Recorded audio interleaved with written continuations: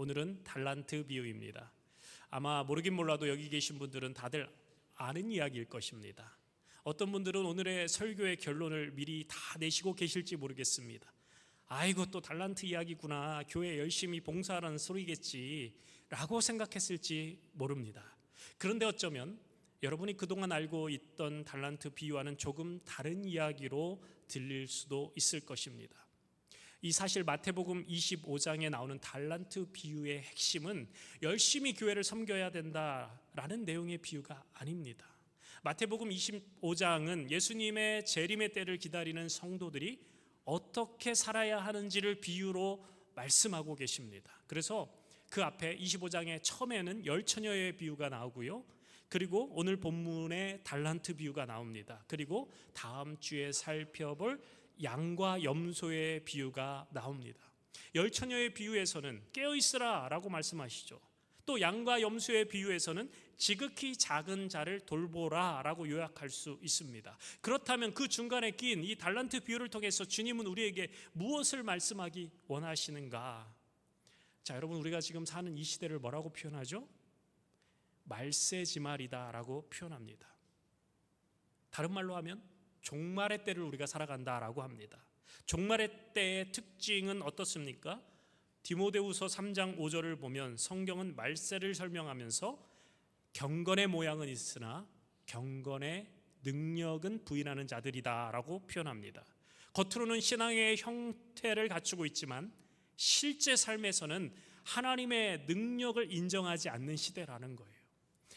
자, 그런데 오늘날의 그 경건의 모양조차 희미해진 것은 아닌가 싶습니다. 자, 예전에는요, 교회의 직분이 단지 명칭이 아니라 책임이었습니다. 집사네, 권사네, 장로네, 목사라는 그 직분 때문에라도 그 자리를 묵묵히 지키고 신앙의 기본을 붙들려고 했습니다. 하지만 오늘날은 어떻습니까? 내가 좋으면 좋고 내가 싫으면 싫다라는 거예요. 자신의 감정이 기준이 되는 신앙이 보편화되고 있습니다. 불편하고 힘들어도 주님과 교회를 생각하며 자신을 다스리는 대신 나의 판단, 나의 기분을 최종의 기준으로 삼는 모습이 늘어나고 있다라는 그런 시대라는 거예요.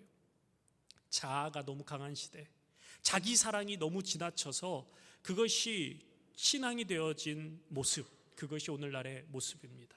그래서 하나님의 말씀이 기준이 아니라 사사시대처럼 자기 소견에 옳은 대로 행하는 시대가 되었다라는 것이죠. 무엇보다 오늘날의 특징은 하나님이 없는 기독교 신앙의 모습입니다. 종교적인 정체성은 유지하지만 실제 삶에서는 하나님이 마치 안 계신 것처럼 행동한다라는 거예요.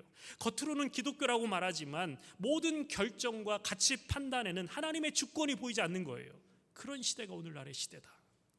나는 주님을 믿는다라고 말은 하지만 하나님을 경외하는 실제적인 태도가 점점 약화되었다라는 것이죠. 이 종말의 때를 살아가는 성도의 삶, 결코 쉽지 않습니다. 그러나 특별히 저 같은 목회자들은 더 살기 쉽지 않습니다. 그래서 요즘은요, 목사님들께 만나면 무슨 얘기하는지 아십니까? 어떻게 인사하시는지 아십니까? 목사님 잘 버티고 계십니까? 이게 인사가 되었어요. 예전에는요, 이민 오면은요, 일단 교회부터 나왔습니다. 공동체, 기독교 공동체 어떻게 해서든지 속하려고 했습니다. 지금은요, 젊은 사람들일수록 교회를 멀리합니다. 비록 신앙은 있더라 하더라도 교회 공동체에 얽매이고 싶지 않다라는 거예요. 이민교회는요, 말할 것도 없고 한국교회도요, 쇠락의 길을 걷고 있습니다. 주요 장로교들의 이 총회 보고서에 따르면 교단별로 매년 수만 명씩 신도수가 줄어들고 있다라고 합니다. 얼마나 안타까운 현실인지 모릅니다. 이렇게 우리는 교인들의 숫자가 줄어들고 다음 세대가 교회를 떠나가며 신앙의 무게가 가벼운 시대를 살아가고 있습니다. 겉으로는 교회의 간판이 남아있지만 그 안에 어떤 열정이나 거룩한 긴장은 점점 희미해지는 것처럼 보입니다. 이런 현실 앞에서 우리는 쉽게 위기의 원인을 어떤 세상의 변화나 교회의 구조의 문제에서 찾습니다. 하지만 예수님은 말세를 설명하시면서 제자들에게 다른 질문을 던지셨습니다. 세상이 어떻게 변할 것인가가 아니라 그때 너희는 어떻게 살 것인가, 이 질문을 하고 계신 것입니다. 마태복음 24장에 종말의 징조를 말씀하신 주님은 이어서 25장에 세 개의 비유를 통해 말세를 살아가는 제자들의 태도를 가르치고 계신 것입니다. 그러니까 오늘 본문인 달란트 비유는 단순히 재능을 잘 활용하라라는 교훈이 아니다라는 거예요. 주님이 더디오시는 것처럼 보이는 이 시대에 신앙이 흔들리고 교회가 약해 보이는 이 시간 속에서 우리는 어떤 믿음으로 살아가야 하는가를 알려주시는 말씀입니다. 14절에서 18절에 있는 내용을 보면 재산을 맡기고 타국으로 가는 주인에 대한 이야기가 나옵니다. 어떤 주인이 있었습니다. 그 주인이 다른 나라로 여행을 갔는지 아니면 출장을 갔는지 어쨌든 다른 나라로 떠나면서 갈 때 종들을 불러 모아놓고 자신의 소유를 맡깁니다. 자, 어떻게 맡깁니까? 각각 그 재능대로. 한 사람에게는 달란트 5개, 한 사람에게는 달란트 2개, 그리고 한 사람에게는 달란트 하나를 주고 떠났습니다. 자, 그리고 주인이 떠난 뒤에 그 두 종은 그 받은 달란트를 각각 장사해서 갑절의 이익을 남겼습니다. 자, 그런데 한 달란트 받은 종은 굉장히 특이한 행동을 하죠. 우리 한번 18절 말씀 같이 볼까요? 18절. 우리 18절 함께 있습니다. 시작. 한 달란트 받은 자는 가서 땅을 파고 그 주인의 돈을 감추어 두었더니. 자, 주인에게 받은 그 한 달란트를 곧바로 가지고 가서 땅에 묻어버렸다라는 거예요. 자, 우리는 이 달란트 비유에 대해서 굉장히 익숙합니다. 그리고 해석도 익숙합니다. 달란트는 곧 재능을 의미하고 그래서 달란트가 탤런트가 되었죠. 그래서 하나님께서 우리 각 성도들에게 다양한 종류의 재능을 주셨다라는 거예요. 그리고 이 재능을 절대로 땅에 묻어두면 안 된다라는 거예요. 그리고 이 재능을 우리가 죽는 날까지 적극적으로 사용해야 됩니다. 그래서 열매를 만들어내는 사람이 되어야 됩니다 라고 해석을 합니다. 그리고 결론이 뭐가 되느냐? 열심히 살아라라는 거예요. 받은 재능 활용해서 열심히 교회 안에서 봉사하고 열심히 사역하고 열심히 충성하라. 자, 그런데 이 본문에 있는 비유를 단지 그렇게 여러분 열심히 살아야 됩니다 라고만, 교회 봉사 열심히 해야 됩니다 라고만 적용하기에는 이 본문이 가지고 있는 독특함이 있다라는 거예요. 왜냐고요? 이 비유는 혼자 따로 있는 비유가 아니라 첫 번째 비유와 세 번째 비유 사이에 있는 두 번째 비유라는 거예요. 마태복음 25장에 나오는 이 세 가지 비유 모두 뭐에 대한 비유라고요? 종말의 때를 살아가는 성도들을 위한 권면이 이 비유 속에 들어있다라는 거예요. 달란트 비유에서 타국으로 가면서 달란트를 주는 주인은 누구를 의미할까요? 우리 주님을 의미합니다. 그러면 이 종들은 누구를 의미할까요? 주님의 제자들을 의미합니다. 주님이 타국으로 가는 주인의 자리에서 제자들에게 각각 달란트를 주면서 이 달란트를 가지고 너희는 열심히 장사하라고 하셨어요. 그런데 주인은 종들의 수준을 정확히 알고 있습니다. 우리 비즈니스 해보신 분들 아시잖아요. 사람들 조금만 부려보면 그 사람의 역량이 어느 정도 나오잖아요. 오늘 본문의 주인도 마찬가지입니다. 예리한 안목을 가지고 종들의 재능을 파악할 수 있었던 거예요. 그리고 그 재능대로 한 달란트, 그 재능대로 2달란트, 그 재능대로 5달란트를 맡겨줬다라는 거예요. 이것이 의미하는 바가 무엇입니까? 하나님께서 내가 감당할 만한 것들을 주셨다라는 거예요. 내가 감당할 수 있는 사역의 무게를 내게 맡기신다라는 거예요. 내가 감당할 수 있는 만큼의 물질을 우리에게 맡기셨다라는 거예요. 내가 돌볼 수 있는 대상들을 내게 맡기시고 내가 할 수 있는 만큼의 충성을 요구하시는 하나님이시다. 절대로 우리에게 불가능한 일을 맡기시면서 너 이거 해라 하라고 하시는 분이 아니시다라는 거예요. 우리를 정확히 아시는 주인께서 우리에게 그 일을 맡겨주셨습니다. 자, 그런데 우리는 보통 한 달란트 받은 사람이라고 하면 좀 억울한 마음이 듭니다. 아니, 누구는 5달란트 주고 누구는 2달란트 줬는데, 아니 누구에게는 고작 한 달란트가 뭐야, 한 달란트, 이런 마음이 들 수 있습니다. 그런데요 여러분, 한 달란트가요 결코 적지 않은 금액입니다. 한 달란트, 요즘 시세로 금 35kg이 한 달란트입니다.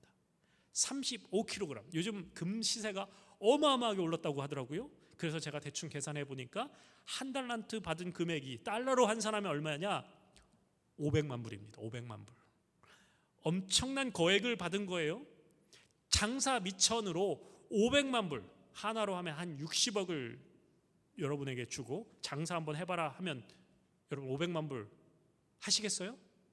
저 같으면 합니다. 돈이 돈을 번다고 하죠. 없어서 못하는 거지. 500만 불 가지고 장사해보라고 하면 누구나 하겠죠. 그런데 그럼에도 불구하고 이 한 달란트 받은 사람은 움직이지 않았어요. 그 돈을 그냥 땅에 묻어버렸어요. 5달란트 받은 자와 2달란트 받은 자가 열심히 장사하는 그때 이 한 달란트 받은 자는 그것을 감추고 숨겨버렸습니다. 이제 시간이 흘렀죠. 이제 주인이 타국에 갔다가 돌아왔습니다. 이제 결산할 때가 온 것입니다. 종들을 불러다가 자신이 준 달란트로 뭘 했는지에 대해서 물어보십니다. 20절과 21절, 20절, 21절 시작. 다시요. 20절, 21절 시작. 5달란트 받았던 자는 5달란트를 더 가지고 와서 이르되 주인이여 내게 5달란트를 주셨는데 보소서 내가 또 5달란트를 남겼나이다. 그 주인이 이르되 잘하였도다. 착하고 충성된 종아 내가 적은 일에 충성하였음에 내가 많은 것을 내게 맡기리니 내 주인의 즐거움에 참여할지어다 하고. 잘하였도다. 착하고 충성된 종아 내가 적은 일에 충성하였음에 내가 많은 것을 내게 맡기리니 내 주인의 즐거움에 참여할지다. 이렇게 얘기합니다.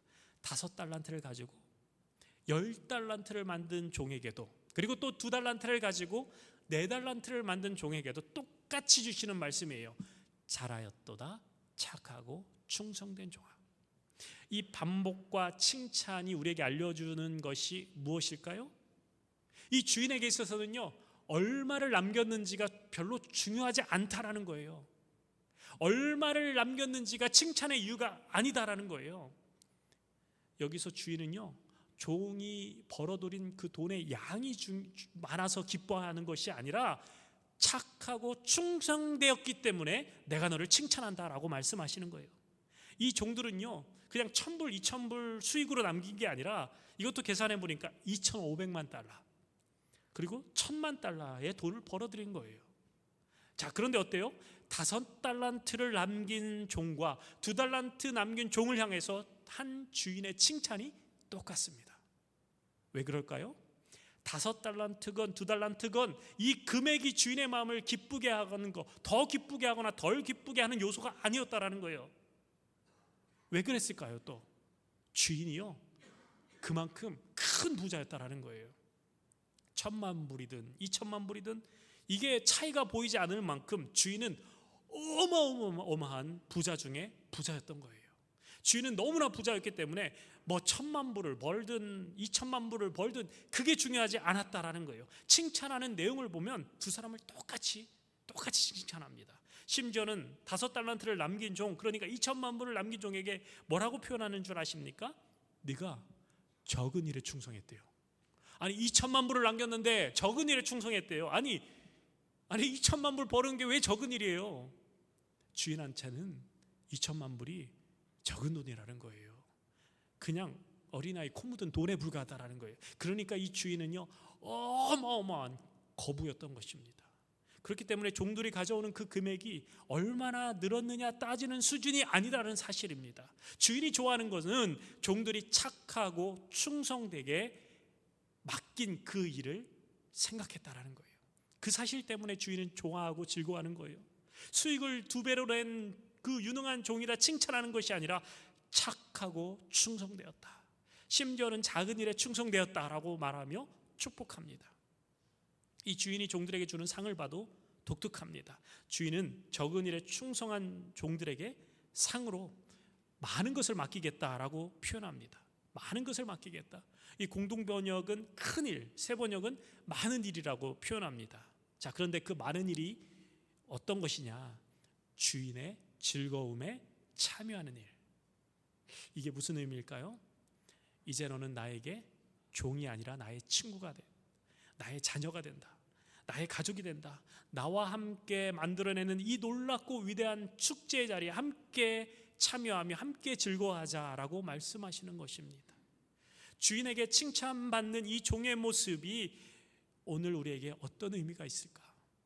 성도는 이 땅에서 주님이 명령하신 것을 바라보며 살아가는 사람들입니다. 그런데 주님의 명령을 쫓아 살다 보면 어떤 사람은 뭘 많이 남기기도 하고 어떤 사람은 많이 못 남기기도 한 것 같습니다. 나이를 먹음에 따라 우리의 수고와 애씀이 예전만큼, 내가 한참 젊었을 때 그때만큼 화려하지도 않을 수 있습니다. 예전에는 조금만 노력하면 전도의 열매가 수십 명씩 맺혔던 때도 있었습니다. 그러나 열심히 했었음에도 불구하고 아무런 열매가 보이지 않을 때도 있습니다. 그러나 괜찮다라는 거예요. 왜냐하니까 주님은 우리가 만들어내는 어떤 결과물의 크기에 따라 칭찬하시는 분이 아니라는 거예요. 그저 그 어려운 세월 속에서, 교인들이 떠나가는 그 시간 속에서 주님의 일하심을 믿고 그 자리를 묵묵히 지키며 이름도 없이 빚도 없이 한 영혼을 돌보기 위해 썼던 그 마음의 중심, 저와 여러분의 그 충성을 우리 주님은 보신다라는 거예요. 주님이 보시는 것은 무엇이라고요? 우리가 얼마나 주님 앞에서 착하고 충성되었느냐입니다. 주님은 우리가 만들어내는 어떤 열매의 크기에 따라 칭찬을 더하거나 덜하시는 분이 아니다라는 거예요. 그분은 착하고 충성되게 주님을 섬겼는지를 보시고 우리를 칭찬하는 분이시다라는 거예요. 저는 30대 때 이미 목회의 부흥을 경험해 봤습니다. 그리고 40대 초반에 비교적 안정적인 목회를 시작했습니다. 물론 지금 우리의 현실은 암담하고 어렵고 막막한 것도 사실입니다. 하지만 솔직히 저요, 큰 목회하고 싶습니다. 이 말은요, 제가 큰 교회 가서 편하게 목회하겠다라는 말이 아니라 부흥과 성장의 열매를 경험하여 우리 주님께 드릴 열매 한가득 안고 주님을 뵈었으면 좋겠습니다. 강지철 목사가 설교하면 설교 중에 많은 이들이 회심하고 주께 돌아오는 진정한 그 부흥의 역사를 보고 싶습니다. 그러나 그리 아니하실지라도, 제가 그 열매를 전혀 보지 못하고 제 사역이 맞춰진다 하더라도, 만약 저의 사명이 남겨진 성도들을 위로하고 돌보고 격려하고 천국에 가실 때 장례나 치러드리다가 만약에 교회를 제 손으로 문 닫는 사역이 된다 할지라도, 오늘이라는 이 시간 동안 나에게 맡겨진 그 자리를 충성되이 반응하며 살아가는 제가 되었으면 좋겠습니다. 왜냐하니까 하나님은 우리의 어떤 성과나 사역의 열매를 보시는 분이 아니라 우리의 마음의 중심을 보시는 하나님이시기 때문인 줄로 믿습니다. 어떤 분은 평생 기도했지만 눈에 보이는 열매가 없이 이 세상을 떠나실 분도 있습니다. 하지만 괜찮다라는 거예요. 우리 주님은 우리가 얼마나 주님을 사랑하며 그 사랑하고자 애썼는지, 얼마나 주님 앞에서 거룩한 신부로 살고자 몸부림쳤는지를 보신다라는 거예요. 이제 24절과 25절에 가면 한 달란트 받았던 종의 모습이 나옵니다. 우리 24절과 25절 한번 볼까요? 24절 25절 시작. 한 달란트 받았던 자는 와서 이르되 주인이여, 당신은 굳은 사람이라 심지 않은 데서 거두고 해치지 않는 데서 모으는 줄을 내가 알았으므로 두려워하여 나가서 당신의 달란트를 땅에 감추어 두었나이다. 보소서, 당신의 것을 가지셨나이다. 한 달란트 받은 사람은 땅에 묻었던 돈을 꺼내어 주인에게 주며 자기가 이것을 잘 보존했다라고 말합니다. 그러면서 주인이 묻기도 전에 뭐라고 말하느냐? 당신은 굳은 사람이다 라고 대답합니다.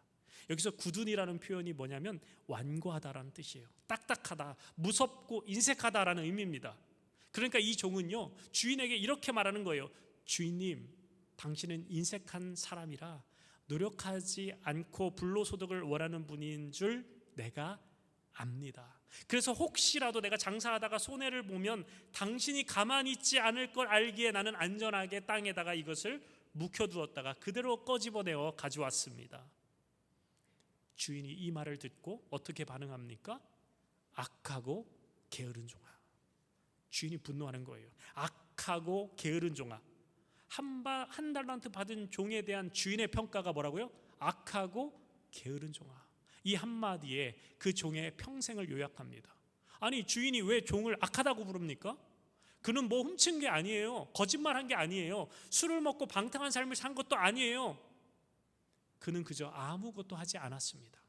그런데 주인을 그것을 악함이다라고 표현합니다. 헬라어 원문에서 악하다라는 단어는 포네레, 단순히 이것은 도덕적인 어떤 범죄를 가리키는 말이 아닙니다. 이것은 본질적으로 쓸모없는, 썩어가는, 내면에서부터 무너진 상태를 뜻합니다. 그리고 게으르다라는 것은 두려움과 망설임으로 인해 마비된 자를 가리킵니다. 즉 주인이 책망하는 것은 수익의 실패가 아닙니다. 주인이 책망하는 것은 관계의 실패입니다. 주인에 대한 왜곡된 이해가 있었다라는 거예요. 이 종은 주인을 신뢰하지 않고 있었던 거예요. 주인을 굳은 사람이라고 불렀고 그 두려움 때문에 달란트를 땅에 묻어두었습니다. 그것은 단순한 무능이 아니라 주인의 성품을 오해한 것입니다. 사랑을 두려움으로, 위탁을 부담으로, 은혜를 착취로 해석한 것입니다. 그것이 바로 악함의 정체였습니다. 여러분, 악하다라는 것은 도덕적인 잘못이 아닙니다. 성경에서의 악함은 하나님과의 관계가 틀어진 상태를 가르칩니다. 하나님을 하나님답게 알지 못하고 그분을 왜곡해서 이해하는 것이야말로 가장 깊은 악이다라는 거예요. 이 종의 죄는 무엇이냐? 장사를 못한 것이 아니라 주인을 신뢰하지 않은 것입니다. 더 정확히 말하면 주인을 나쁜 분으로 만들어 놓고 그 뒤에 숨은 것입니다. 2달란트, 5달란트 받은 종은 주인을 알았기 때문에 움직였습니다. 그러나 이 1달란트 받은 종은 주인을 오해했기 때문에 아무것도 하지 않은 거예요. 그 멈춤이, 그 침묵이, 그 행동하지 않음이 하나님 앞에서 죄였다라는 거예요. 그리고 이어서 게으르다라고 책망하십니다. 여기서 게으름은 단순히 몸을 움직이지 않는 태만이 아닙니다. 믿음의 결단을 미루는 태도, 두려움 뒤에 숨어서 아무것도 하지 않는 영적인 무감각, 영혼이 마비된 상태, 이것을 의미합니다. 손해볼까 두려워서 안전을 선택하고, 그러나 그 안전은 신뢰 없는 안전이었다라는 거예요. 믿음 없는 보존이었다라는 거예요. 여러분, 어쩌면 우리의 문제가 무엇인지를 아십니까? 하나님을 오해하고 있다라는 거예요. 우리 하나님이 얼마나 부유하신 분이신지를 잊고 산다라는 거예요. 주인이 얼마나 제자를 사랑하시는지, 얼마나 우리를 세심하게 돌보시는지를 모릅니다. 주인은 실제적으로는 먼 나라로 간 것 같지만 성령으로 우리와 항상 함께 하시겠다라고 약속하셨어요. 그분이 우리 곁에서 어떻게 장사하고 있는지를 보고 계시고 심지어는 우리의 그 장사를 도우시는 분이시다라는 거예요. 우리 하나님은 좋으신 하나님이십니다. 하나님의 계획은 재앙이 아니라 평안이며 미래와 소망을 주시는 계획입니다. 우리 하나님은 선하시고 자비로우시고 노하기를 더디하시는 하나님. 이 1달란트 받은 종의 문제는 달란트의 크기가 아니라 주인과의 관계였습니다. 여러분, 관계가 좋으면요 해석이 달라집니다. 왜 나에게 1달란트를 주셨을까? 주인이 나를 무한히 신뢰하시는구나. 나는 1달란트로도 충분히 감당할 수 있다라는 뜻이구나. 관계가 좋으면요 5달란트가 부럽지 않은 거예요. 도리어 이렇게 보이는 거예요. 나는 이 1달란트도 충분히 감당할 수 있다고 주인이 나를 믿어주시는구나. 저 사람은 5달란트만이나 줘야 감당하는 거고 나는 1달란트만 주셔도 이것을 할 수 있다라고 여기는 거예요. 그런데 이 종은요 주인을 몰라도 너무 몰랐습니다. 주인이 내가 충성되게 장사만 하고 있다면 설령 손해를 본다 하더라도 착하고 충성된 종아, 나의 즐거움에 참여하자라고 말씀하실 분이라는 것을 몰랐던 거예요. 그러니까 내가 몇 달란트 받았느냐가 중요한 게 아닙니다. 내가 하나님을 어떤 분으로 아느냐가 중요하다라는 거예요. 사랑하는 성도 여러분, 우리는 과연 우리가 믿는 하나님이 어떤 분이신지를 정말 알고 있습니까?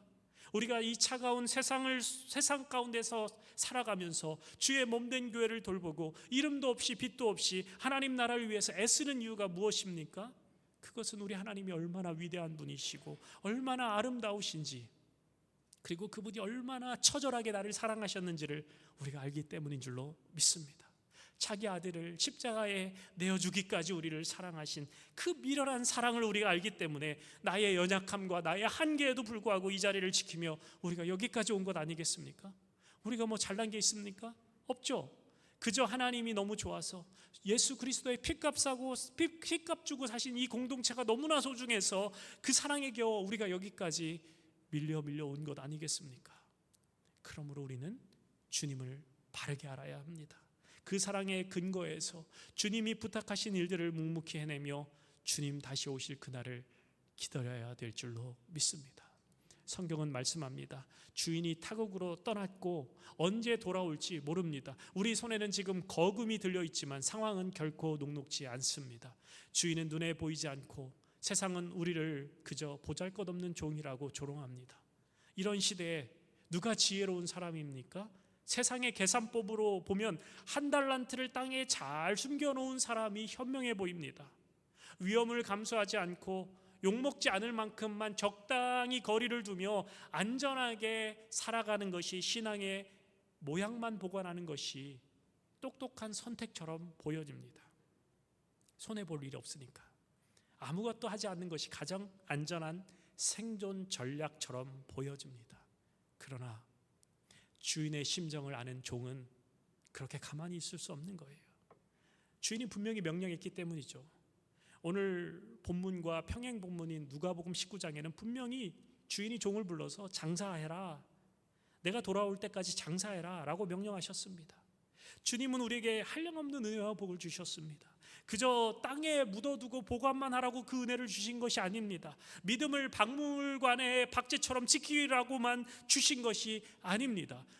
사랑을 들고 세상 밖으로 나아가라는 거예요.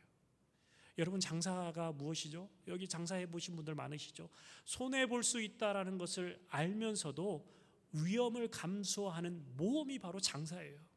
계산기 두드려서 답이 안 나오고 결과가 보장되지 않아도 주인의 이름을 믿고 내 삶을 던지는 것이 바로 장사입니다. 기도가 응답되지 않아 사막을 걷는 것 같아도 다시 무릎을 꿇는 것이 바로 기도 장사입니다. 전도해도 냉대받고 애쓴 만큼 결과가 안 돌아와도 내가 상처받을 것 알면서도 억지 미소를 지으며 찾아가고 또 찾아가는 것이 바로 장사입니다. 교회에 아무런 변화가 없는 것 같아도 오늘 묵묵히 마당을 쓸고 주방에서 앞치마를 매며 땀 흘리는 것, 이것이 바로 주님이 말씀하시는 달란트 장사의 본질입니다. 우리 주님 오시는 그날 우리에게서 무엇이 드러날까? 하늘이 열리고 우리의 인생의 성적표가 주님 앞에 펼쳐지는 그날 주님이 보시는 것은 통장의 잔고나 우리가 남긴 업적의 크기가 아니라 그날 드러나는 것은 우리가 주님을 어떤 분으로 믿고 살았느냐, 관계의 민낯입니다. 그날은 행위를 정산하는 날이 아니라 우리가 주님을 얼마나 사랑하고 얼마나 신뢰했는지를 드러나는 날입니다. 한 달란트 받은 종의 비극이 무엇이었다고요? 장사 실력이 없었던 것이 아닙니다. 주인을 오해한 것입니다. 주인을 인색하고 무서운 분으로 여겼기에 그의 삶은 두려움으로 염려로 가득했습니다. 결국 그는 주인의 종이 아니라 두려움의 종으로 살았습니다. 혹시 우리도 우리 하나님을 굳은 분으로 오해하고 있지는 않습니까? 내가 이렇게 애써봤자 주님이 알아주시겠어? 나 하나 손해보면 끝이지라는 그 불신이 우리의 사명을 땅에 묻게 만들고 있지는 않습니까? 여러분 기억하십시오. 주님 다시 오시는 그날 우리의 숨겨진 모든 충성은 환한 빛 가운데 드러나게 될 줄로 믿습니다. 아무도 보이지 않는 그 골방에서 흘린 눈물의 기도가 드러날 것이고요, 알아주는 이 없어도 묵묵히 섬긴 그 새벽의 헌신이 드러날 것입니다. 주님 때문에 참아야 했던 그 억울한 눈물과 떨리는 손으로 건넨 전도용 김치 한 사발이 그날 우주보다 더한 귀한 보석처럼 밝게 빛나게 될 줄로 믿습니다. 그리고 주님은 세상 그 어떠한 음악보다 아름다운 음성으로 우리를 부르실 거예요. 잘하였도다 착하고 충성된 종아, 내가 그 작은 일에 마음을 다했구나. 이제 나와 함께 즐거워하자. 이제 내 품에서 쉬자. 성도 여러분, 주인은 언제 올지 모르지만 반드시 오시고야 마시는, 이 세상 점점 더 악해지고 예수 믿는 것이 미련해 보이는 시대입니다. 아무것도 하지 않고 내 신앙 하나만 움켜쥐고 숨어 있는 것이 가장 안전해 보일 수 있습니다. 그러나 우리는 그렇게 할 수 없다라는 거예요.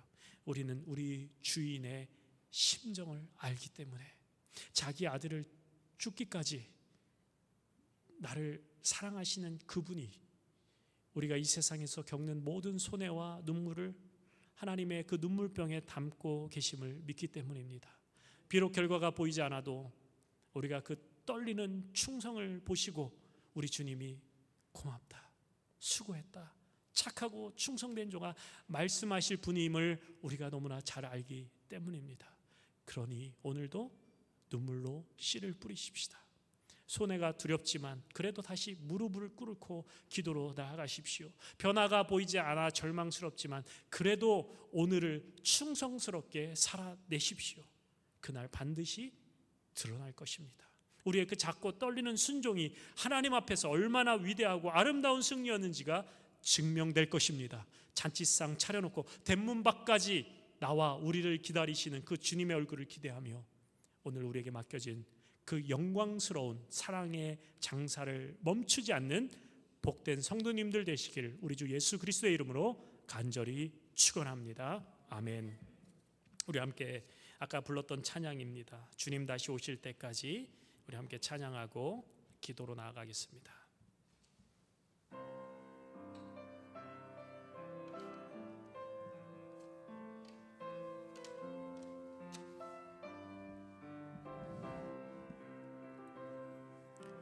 주님 다시 오실 때까지 나는